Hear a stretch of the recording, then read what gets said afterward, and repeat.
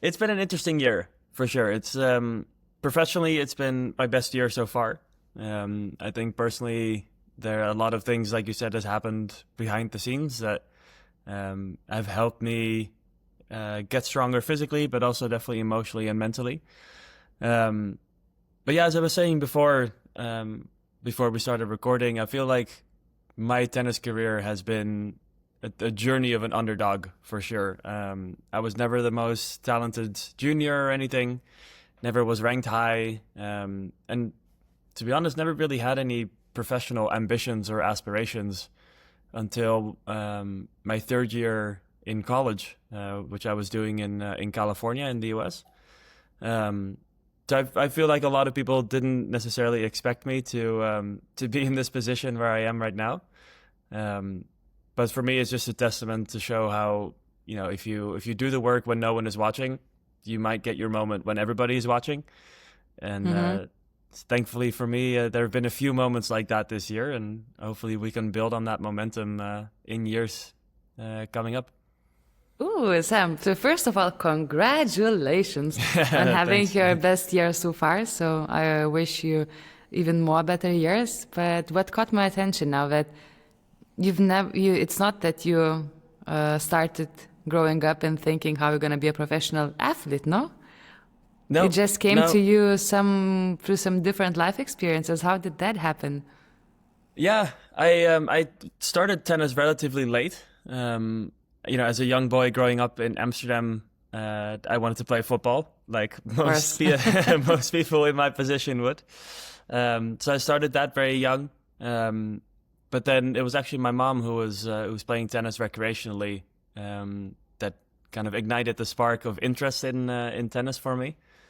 So around the age of 10, I started taking some lessons and started enjoying it way more. So going from once a week, I wanted to play tennis twice a week, and then three times a week, um, and then eventually in the Netherlands, you go from what we call elementary school to high school, kind of around the age of 11 or 12. And at that point, I was still playing football 6, 7 times a week, and I wanted to play tennis more than 4 times a week. So my parents were like, "Okay, calm down. Let's, you're gonna start getting homework, and we want to make sure that school is also a priority." So I kind of had to choose, and because tennis was still so new, I decided to go with tennis. And then for a couple of years, I trained in Amsterdam and was still improving because things were still quite new. And I think I've been blessed with definitely a feeling for the ball in any kind of sport.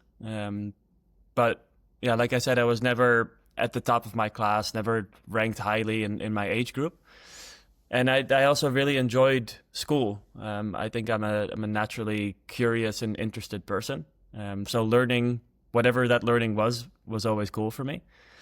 But I also knew that I wanted to play tennis. So it was actually at the age of 14 that I left home to go to boarding school in the US. Um, Mm. and I did my last 3 years of high school, I did at the IMG Academy in Florida. Um, and then still the same story, they put players in groups in terms of how well they think they can do. And I was never in the highest group. I think I was actually like in the third or fourth group.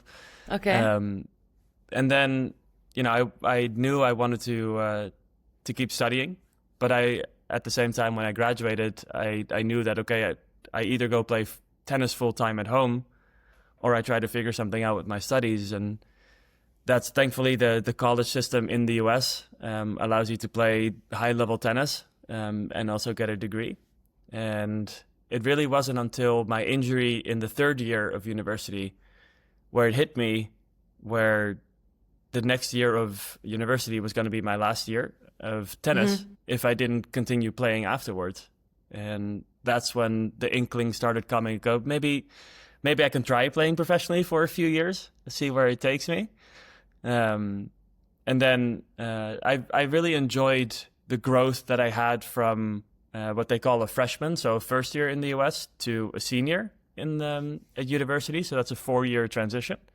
So Hmm. I applied that same thinking to the first few years of my career, where I made a 4 year plan, and at the end of that 4 years, I wanted to.